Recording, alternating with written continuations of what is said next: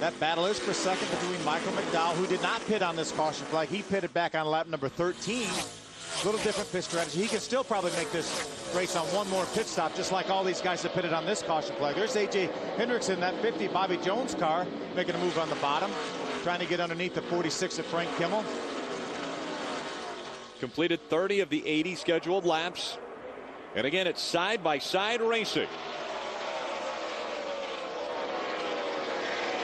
Fanning out, you see the dashed lines on the front straightaway. I mean, it's 5 wide, 5 lanes of racing that they can run here on this racetrack. There's the two of Michael McDowell was able to get by the Dominic Casola car for the lead. And here comes Landon Castle on the inside.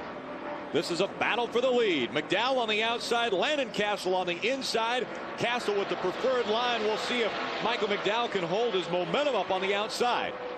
Pretty much a give and take point here. Michael McDowell did a good job backing off, letting Landon Castle get through the tunnel turn single file. You know, we talk about James Hilton 40 years ago.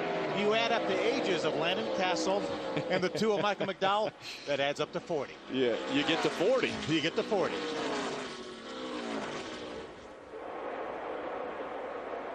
We could add several drivers' ages together and not get to James Harvey Hilton's age of 72. Could you imagine Landon Castle at the age of 18 right now, with all the experience that James Harvey Hilton has under his belt? Landon Castle, a very talented young driver. Boy, he would be lethal. There's Aaron Crocker on the inside making a nice move on the 47 of Phil Magilton. Now she's going after the number 1 of Dominic Casola for the 5th position.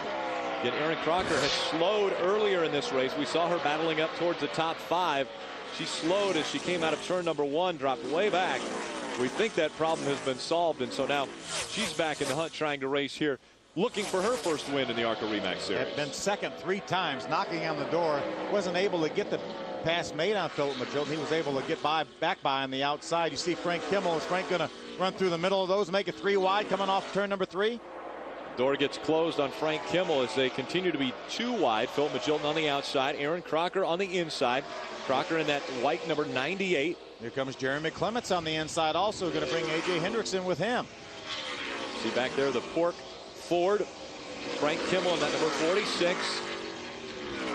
So many wins, such success. 69 career wins for Frank Kimmel. 8 championships. Okay, that Jeremy, there's the 34, Darrell Basham. Slow on the racetrack. What a tough break for start number 200 for Darrell Basham. And he looks as though he's slow enough, but still will make it onto pit road. So they stay green. We've completed 33 laps here at Pocono. Again, 80 scheduled for the day. Out in front, Landon Castle once again.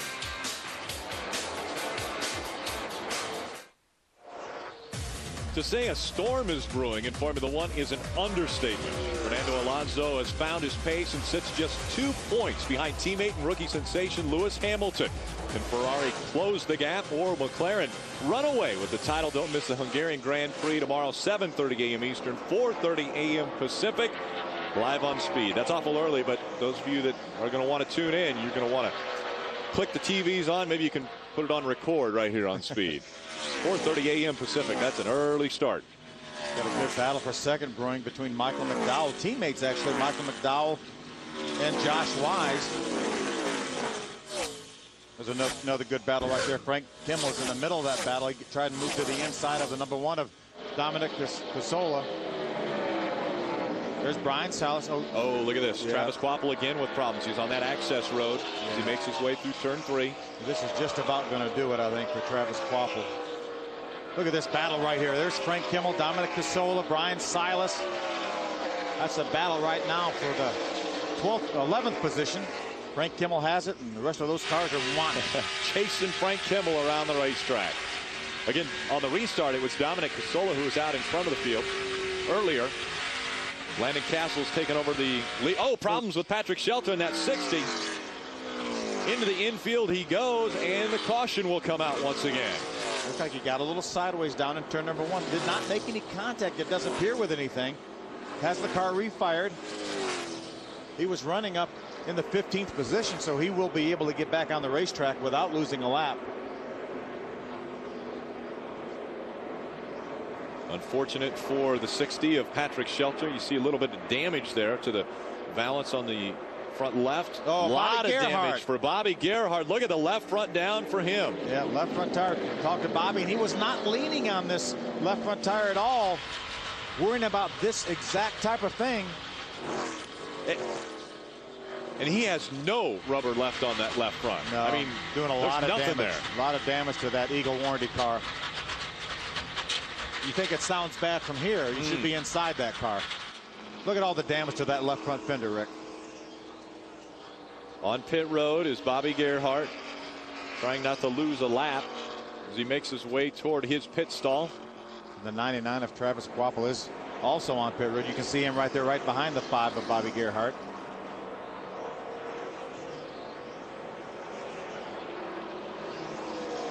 Problems with the 48s of James Hilton. He's actually blocking the access road right now. He's in the middle of turn number 3. Wendy, what's going on with the Gerharts? You see Bobby Gerhart is on the left front tire, on the wheel actually, and Billy Gerhart screaming, get the tire off, get the tire off. A little bit of miscommunication, but extensive damage. There's a fire under there. They're going to need a fire extinguisher. No, they just need to get that tire on there. There we go. Burning. That's all it was. The tire was just burning. They got the new tire on, but they do need to fix that left front fender right there. He's going to roll off for now. Let's take a look at why we have had this 4th caution of the day come out at Pocono. See, Patrick Shelter was on the inside, got a little bit loose, had to chase the car up the hill, made a little contact with a 6 of Dexter Bean, and did a good job saving that car, not letting it get out on the outside wall. Kept it on the infield, also not letting it get back up on the racetrack and into traffic. Another view, just got a little bit loose down there. A lot of times the car on the inside will lose some air off that rear spoiler. We talk about it all the time. He lost a little air on the rear spoiler, got a little bit loose, had to chase it up the here. Here's Bobby Gerhart. Watch and listen to this. That was right in front of Bobby Gerhart. And Bobby is going to lose the left front tire here just in a matter of moments. Going down the backstretch, and right there. Well, as much of a backstretch as you can have, Long Pond straightaway. That tire blows. The left front tire goes away for Bobby Gerhart. Frank Kimmel on pit road now in the number 46. I can call it for Jim, fire away, buddy. Down at Patrick Shelter's pit again. Their worries about the tires and keeping the clearance. Again, he qualified 9th. He's up to 8th in the point standings, guys. This is a World of Outlaw Dirt Late Model guy. He just won in Lawrenceburg, Indiana Thursday night. So this is only his 15th pavement race. I thought maybe coming back to this racetrack, as he commented, it's greasier. I can drive this car loose, but it's really reminding him, not that loose, Patrick. 4 tires, he's down the way. Frank Kimmel also not happy with his tire wear. That's why he came down and changed all 4. The tires just weren't suiting his schedule right now. Top of the screen, you see 40 of 80. We're at the halfway point of this race. We've completed 39. We're on the 40th lap. As the field makes its way around this racetrack, the safety crews continuing to clean up the debris left on the track.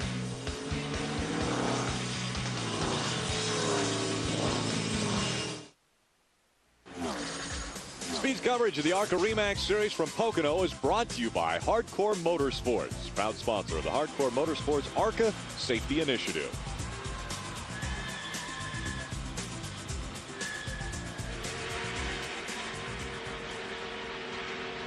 Well, would I like to get really good fuel mileage in this race and not have an issue with my left front tire, and I would be stopping right now, but topping off here. You give 1 to go, then I'm going to hit pit road here and say if we go green the rest of the way, even if the caution comes out, I might stay out for track position.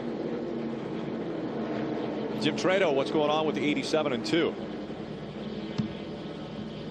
Well, guys, I was checking on the report before the caution flag, and the 87, the Stanley Tool Chevy of Landon Castle, they reported to me that they could go to about lap 62 on fuel of 80. I checked in with Michael McDowell's crew, the Z-Line Dodge boys, and Patrick Donahue, the crew chief, said we're 10 laps shy. If this stays green, we'll have to come in with 10 to go. So as the Hendrick boys are figuring out what they want to do with Landon Castle, Michael McDowell's team may be playing the waiting game of how many laps of caution equals up to 10 laps of green to go to the end without having to come back down pit road. Well, they're not going to go to the end, I don't think, without coming down pit road. the majority of the field pitted on lap number 26. So I don't think even with a lot of caution laps they're going to be able to go, 54 laps. So right. I think what they need to be concerned about is whether they can make it from here if they stop.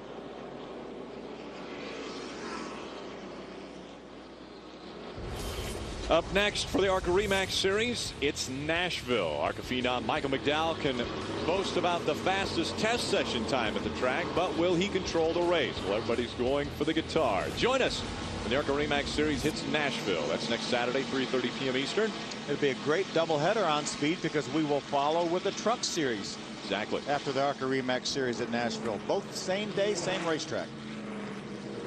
Take a look at our race summary as we've passed the halfway point. Landon Castle out in front. There's been 4 lead changes, 4 cautions as well for 18 laps, and our average speed has dropped below 100 miles an hour because of all of those cautions.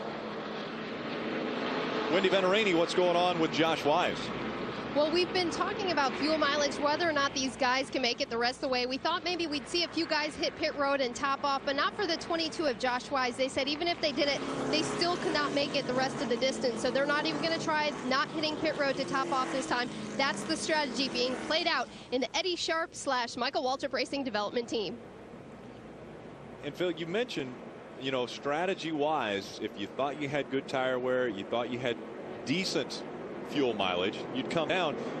Giving up a 3rd position, is it worth it to come on a pit road right now? I don't think so. As Wendy reported, they couldn't make it the rest of the way on fuel. If they know they cannot make it, there's really not that much sense stopping now. Wait maybe till the next caution when they get in their window, come down, put tires on then, and go to the rest of the way from there. So I agree with them. If they know that they cannot make it on fuel, there's no sense stopping right now.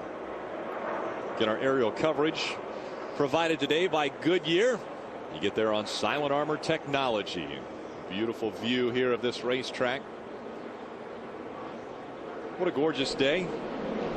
The stands partially filled there across the start-finish line. Dexter Bean right there. Dexter's being shown right now.